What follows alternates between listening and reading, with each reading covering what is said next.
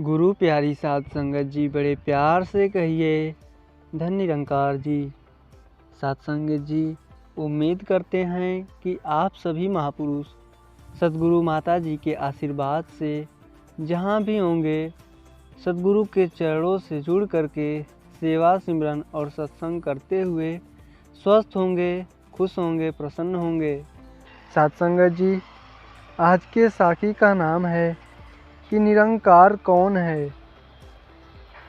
सत्संगत जी, इस विशाल विश्व को बनाने वाली, इसका पालन करने वाली और इसमें बदलाव करने वाली सत्ता को ईश्वर, खुदा, अकाल पुरख, गॉड इत्यादि कई भी नाम दे सकते हैं, परंतु उसकी प्रभुता से इनकार नहीं किया जा सकता।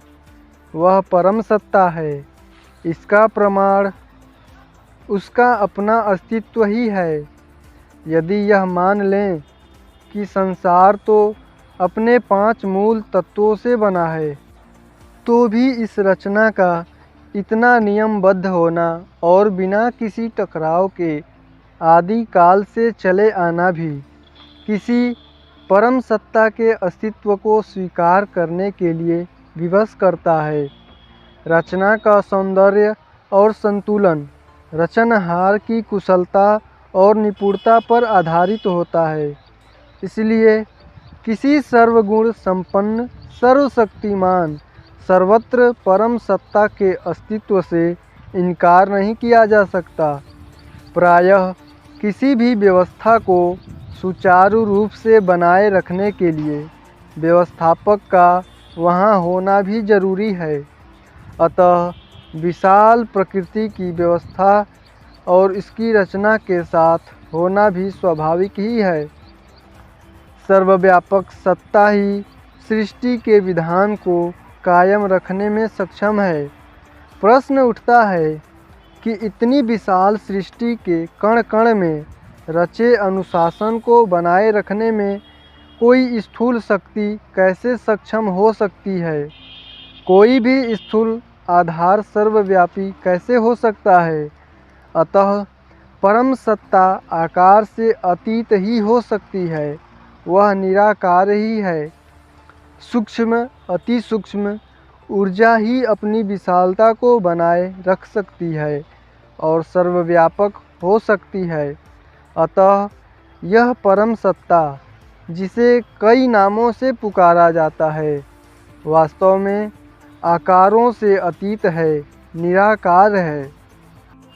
अब यह प्रश्न उठना मन में स्वाभाविक है कि आकार विहीन तो कई तत्व हैं, फिर केवल परम सत्ता ईश्वर के लिए ही निराकार शब्द कैसे प्रयोग हो सकता है। वायु, आकाश आदि भी आकार रहित हैं। क्या इन्हें भगवान माना जा सकता है? इस प्रश्न का उत्तर पाने के लिए हमें यह विचार करना होगा कि निराकार किसे कहा जा सकता है। आकार रहित के लिए निराकार का शब्द प्रयोग तो हो सकता है, परंतु आकार किसे माना जाए, इस पर पहले विचार करना होगा। जड़ चेतन सृष्टि को जिन मूल तत्वों के आधारित माना जाता है, क्या वे निराकार भी माने जा सकते हैं? सूक्ष्म तत्वों को आकार रहित होते हुए भी निराकार नहीं माना जा सकता, क्योंकि जिसका भी आभास जड़ माध्यम के द्वारा होता है, वह आकार रहित या आकाश आदि का आभास हमें जड़ शरीर या किसी जड़ माध्यम से हो जाता है। इसका भाव यह कभी नहीं कहा जा सकता कि वे आकार रहित हैं, क्योंकि आकार के स्थूल या सूक्ष्म होने में कोई अंतर नहीं पड़ता।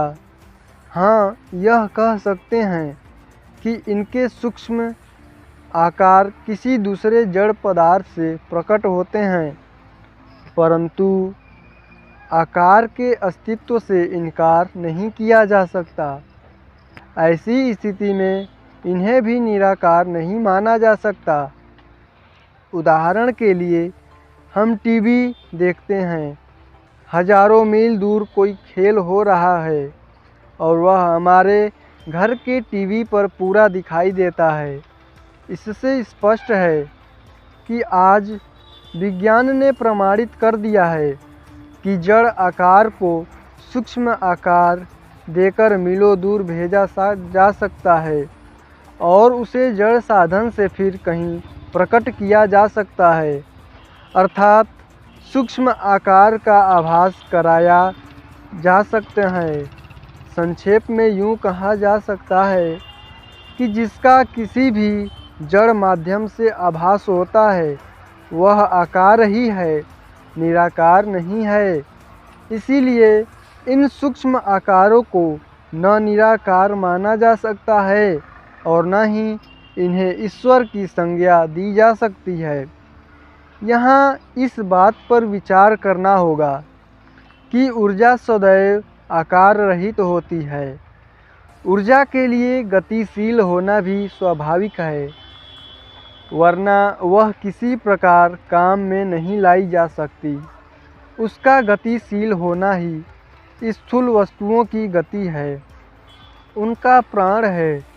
यह भी सर्वमान्य तथ्य है कि जितनी शक्तियों के विषय में हमारी जानकारी है उनका कोई न कोई तो स्रोत अवश्य है। जैसे बिजली हाइड्रोलॉजिकल या अन्य विधियों से कार्य करने वाले पावर हाउस से प्राप्त होती है। वायु का आधार आकाश है, अग्नि पृथ्वी से उत्पन्न होती है। यहाँ तक कि आज के युग की सबसे बड़ी परमाणु शक्ति अणुओं के गठबंधन की देन है। धार्मिक मान्यता के अनुसार ये सारी शक्तियाँ वास्तव में सूर्य के कारण हैं। यदि सूर्य न हो तो विश्व में कहीं भी जीवन नहीं दिखाई देता। अतः इस मतानुसार सूर्य ही विभिन्न प्रकार की शक्तियों का वास्तविक स्रोत है और सूर्य निराकार नहीं है, न ही यह ईश्वर है। यह सृष्टा की सृष्टि का एक उपकरण है। अतः ऊर्जा को भी आकार रहित होते हुए निराकार ईश्वर नहीं माना जा सकता, क्योंकि किसी पर निर्भर रहने वाला कोई भी तत्व अमर नहीं रह सकता। उसमें उतार चढ़ाव अपने आधार के कारण होते रहेंगे। एक रस होना उसके लिए असंभव है और फिर यदि उसे स्वयं आधार की आवश्यकता है तो वह स्वतंत्र रूप में किसी का सृजन पालन या बदलाव कैसे कर सकता है। सृष्टिकर्ता के जिन मूल गुणों का हम वर्णन करते हैं उसमें अडोल एक रस और स्वयं में सर्वशक्तिमान होने की विशेषता है। वह स्वयंभू है, स्वयं शक्ति है, सभी शक्तियों का संचालन करने वाला है।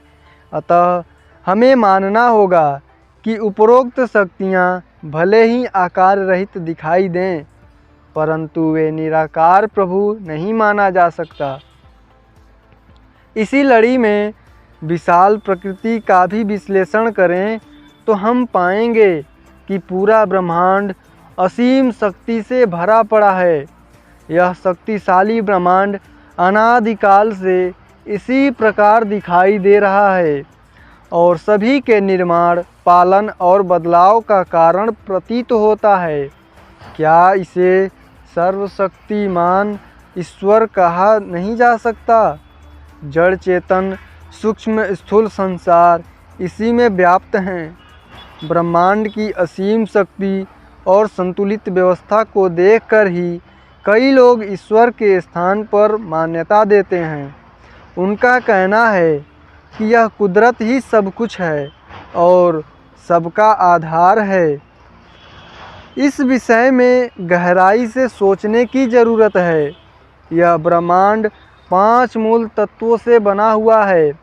उन तत्वों का भिन्न अनुपात ही इसमें दिखाई देने वाली हर वस्तु के निर्माण का कारण है। वे तत्व हैं पृथ्वी, जल, अग्नि, वायु और आकाश।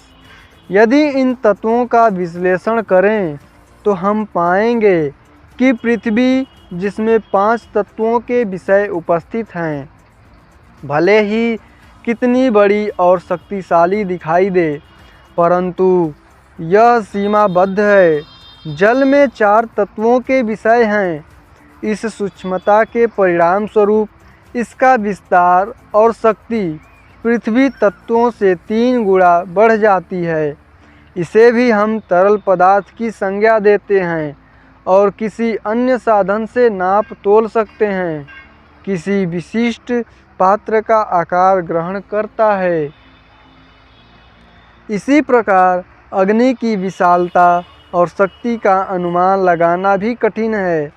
उसमें केवल 3 तत्वों के विषय होते हैं, वह भी आकार रहित नहीं, बल्कि किसी न किसी जड़ वस्तु के माध्यम से व्यापक है। लेकिन सीमाबद्ध भले ही इसका विशालता और शक्ति महान दिखाई देती है, आखिर में एक ही तत्व को अपनाने वाला आकाश है, जो सूक्ष्म से सूक्ष्म है, जिसकी विशालता और असीम शक्ति ने ऐसा भ्रम पैदा किया है कि हम इसे सर्वव्यापक समझकर पूरी प्रकृति का कर्ता कहने लगते हैं, और इसी के कारण हम प्रकृति को अनादि और स्वयं स्थित मानने लगते हैं। इन विवेचनाओं पर यदि गहराई से विचार करें तो हम पाएंगे कि सभी तत्व एक दूसरे पर निर्भर करते हैं। इनकी असामर्थ्य ही इनकी प्रभुता पर प्रश्न चिन्ह लगा देती है। इन सब का किसी न किसी जड़ माध्यम द्वारा आभास हो जाता है। इसलिए पहले दी गई आकार की परिभाषा के अनुसार इनमें से कोई भी निराकार नहीं है। ब्रह्मांड को ईश्वर की एक बड़ी रचना तो कह सकते हैं, परंतु इसे ईश्वर नहीं माना जा सकता। परतंत्र अपनी इच्छा से कुछ नहीं कर सकता। इन्हें भी अपने रचनहार के अधीन काम करना होता है, जो अनुशासित व्यवस्था इनके लिए निर्धारित कर रही है। उसके अंतर्गत ही इन्हें सब कुछ करना पड़ता है। रचना कभी रचनहार नहीं होती, इसलिए ये न तो निराकार है और न परम सत्ता ईश्वर। अतः स्पष्ट है कि ब्रह्मांड में जो भी दृश्य है, जो भी अदृश्य है, जो भी जड़ या जो भी चेतन है, वे सभी अपने आप में कुछ नहीं हैं। उनकी कोई स्वतंत्र सत्ता नहीं। वे सभी किसी न किसी के अधीन हैं, किसी अन्य पर आश्रित हैं। यह भी स्पष्ट होता है कि इनकी रचना कुछ इस प्रकार बनी दिखाई देती है कि ये सब कुछ माला के मनकों की तरह एक सूत्र में व्यवस्थित ढंग से बंधे हुए हैं। इनका परस्पर तालमेल इतना गहरा है कि ये एक दूसरे के बिना अपना अस्तित्व बनाए रखने में भी असमर्थ हैं। आश्चर्य की बात तो यह है कि इतना विशाल ब्रह्मांड समय के घेरे को भी तोड़ सकने की शक्ति नहीं रखता है। काल ने इन सब की सीमा निर्धारित कर रखी है। ये सब उस समय के अंतर्गत ही लीला करते दिखाई देते हैं। काल के जाल में फंसा यह ब्रह्मांड किसी प्रकार भी स्वतंत्र प्रभु नहीं कहा जा सकता। इनमें हो रहा फेरबदल इसे आकार रहित भी प्रमाणित नहीं करता है। अतः न यह ईश्वर है और न निराकार। अब तो यह स्पष्ट है कि प्रकृति की कोई भी चीज़ निराकार ईश्वर नहीं, सभी कुछ पराधीन है। अब केवल एक मनुष्य रह जाता है, जिसमें निर्माण करने की भी शक्ति है, पालन करने की भी और बदलाव करने की भी शक्ति है, और समेट भी सकता है। यह कई रूप बनाकर एक स्वप्न संसार भी रच लेता है और फिर उसे साकार करने की क्षमता भी रखता है। यह सर्वशक्तिमान भले ही न कहा जा सके, परंतु सर्वशक्तियों से संपन्न जरूर है। यह जड़ शरीरधारी भी है और मानसिक रूप से आकार रहित भी। ऐसी स्थिति में इसे ईश्वर मानने में क्या आपत्ति हो सकती है? किसी निष्कर्ष पर पहुँचने से पहले इस पर भी गहराई से विचार करना होगा। साथ संगत जी, मनुष्य के दो रूप प्रकट हैं, एक जड़ शरीर, दूसरा सूक्ष्म शरीर। उसका अहम इन दोनों का मिश्रण है। उसके शरीर में लगी कर्म इंद्रियां और ज्ञान इंद्रियां एक मशीन की तरह काम करती हैं और उसका सूक्ष्म चेतन मन में उठने वाले संकल्प और विकल्प का फल है।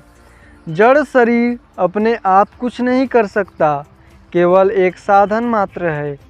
यही कारण है कि एक मृत शरीर पूरे अंगों सहित होते हुए भी कोई हरकत नहीं कर पाता। इसलिए जड़ शरीर को तो किसी प्रकार भी शक्तिमान नहीं कहा जा सकता। सूक्ष्म शरीर ही महत्व रखता है। वहीं इस मशीन को गतिशील बनाता है। बल्कि यह भी कहा जा सकता है कि वास्तव में मनुष्य यही सूक्ष्म शरीर है जो अपनी अपार मानसिक शक्ति द्वारा इस जड़ शरीर के माध्यम से असंभव दिखाई देने वाले कार्य भी कर सकने की क्षमता रखता है। यहाँ सोचने की बात यह है कि क्या इस सूक्ष्म शरीर में अपने आप कार्य करने की शक्ति है या यह भी किसी चेतनता के अधीन है। हम देखते हैं कि मन में उठने वाले उद्गार कई बार साकार नहीं होते, हालांकि उन्हें साकार करने के लिए मन अपनी सभी इंद्रियों के साधन से प्रयास करता है।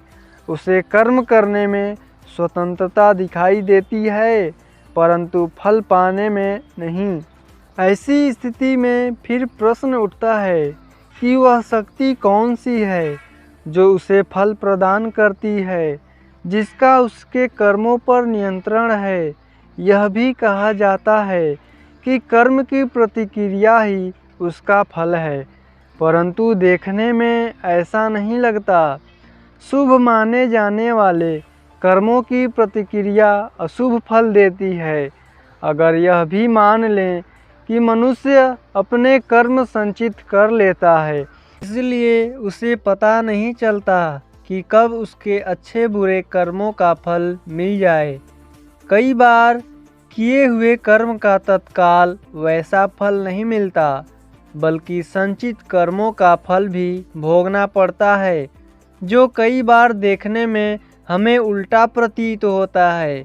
यदि इस बात को भी मान लें तो भी प्रश्न होगा कि फिर कौन सी सत्ता है जो उन कर्मों को संचित रखती है और उनका हिसाब किताब करने का समय निर्धारित करती है। अवश्यमेव वह शक्ति कोई अन्य है और मनुष्य इसी शक्ति के अधीन है। इससे स्पष्ट है कि मनुष्य भी पराधीन है, यह स्वयंभू नहीं। इसीलिए इसे भी ईश्वर की संज्ञा नहीं दी जा सकती। इसे भी निरंकार प्रभु नहीं माना जा सकता। इन सभी बातों पर विचार करने के बाद यह निर्णय लेना कठिन नहीं कि फिर स्वयंभू कौन है, निराकार कौन है और ईश्वर कौन है। यह तो स्पष्ट हो चुका है कि यह ब्रह्मांड और इसका सब कुछ पराधीन है। यह सब एक परम शक्ति द्वारा क्रियाशील होते हैं। परम सत्ता के विधानानुसार प्रकृति की वस्तुएं बनती रहती हैं और मिटती जाती हैं। परम शक्ति की रचना किसी ने नहीं की। वह सारे ब्रह्मांड को सुचारू रूप से व्यवस्था में बनाए रखने में सक्षम है। सभी शक्तियाँ परम सत्ता के अधीन है, या यूं कहना चाहिए कि उसने अपनी ही शक्तियों को विस्तार देकर कई रूपों में प्रकट किया हुआ है और यह जब चाहता है तो इन्हें समेट लेता है। यही सर्वव्यापक है और स्वयंभू है, अनादि है।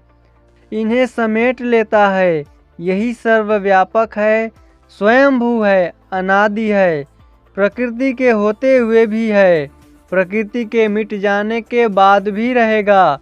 अपनी परम सत्ता को कण कण में फैलाकर भी वह न जाने कितनी ऊर्जा अपने में लिए हुए हैं, पूरी प्रकृति को अपने में स्थित किए हुए है। ऐसी परम सत्ता को सर्वशक्तिमान कहने में कोई आपत्ति नहीं हो सकती। किसी जड़ सूक्ष्म माध्यम से उसे नहीं जाना जा सकता। अतः वास्तव में यह परम सत्ता ही निराकार ईश्वर है। रचना को अपने रचनहार के बारे में जानने की जिज्ञासा होती है, इसीलिए इसकी अनुभूति करने के लिए मनुष्य आदिकाल से प्रयत्नशील है। सफलता प्राप्त करने वालों ने इसकी अनुभूति की है और इसे जानने की प्रेरणा भी दी है।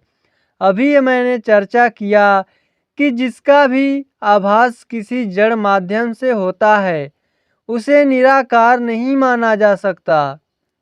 ऐसा भी कहा गया है कि निराकार ईश्वर की अनुभूति भी मानव शरीर में ही होती है। इस दृष्टि से क्या इस परमात्मा को भी साकार ही माना जाए? तत्वदर्शियों का मत है कि परम सत्ता को साकार शक्ति नहीं माना जा सकता, क्योंकि साकार और निराकार स्वयंभू परम सत्ता के बीच परस्पर एक मूल अंतर है। साकार का अभिप्राय मात्र अस्तित्व से ही नहीं बल्कि गुणों से भी है। साकार के रूप, रंग, रस, गंध और स्पर्श आदि विषय होते हैं। इनका हमें किसी तरह ज्ञान मिले तो हम इनको व्यक्त कर सकते हैं। परम सत्ता तो रंग, रूप, रस, गंध, स्पर्श आदि से भी परे है। हमें सृष्टि के माध्यम से यह आभास तो मिलता है कि कोई परम निराकार स्वयंभू सत्ता है, परंतु सृष्टि के द्वारा हमें इस सत्ता के रंग, रूप, रस, गंध, स्पर्श आदि का कोई ज्ञान प्राप्त नहीं होता, जिसके माध्यम से हम उस निराकार स्वयंभू सत्ता को अपनी वाणी से या अन्य भौतिक साधनों से व्यक्त कर सकें। हम आभास के द्वारा यह नहीं बता सकते कि निराकार परम सत्ता का रंग, रूप, रस, गंध, स्पर्श कैसा है। हाँ, हम आत्मिक अनुभूति अवश्य कर सकते हैं उस अखंड आनंद के रूप जिसे शास्त्रों में अव्यक्त कहा गया है। इसीलिए निराकार परम सत्ता की अनुभूति हमें होती है, परंतु वह सत्या संज्ञा से परे है। वह अखंड, अपरिमित, अविभाज्य एवं अव्यक्त है। ऐसी निराकार सत्ता को जानने में ही मनुष्य जीवन की सार्थकता है, और यह जानकारी किसी जानकार विभूति के माध्यम से ही संभव है। साथ संगत जी प्यार से कहिए, धन निरंकार जी।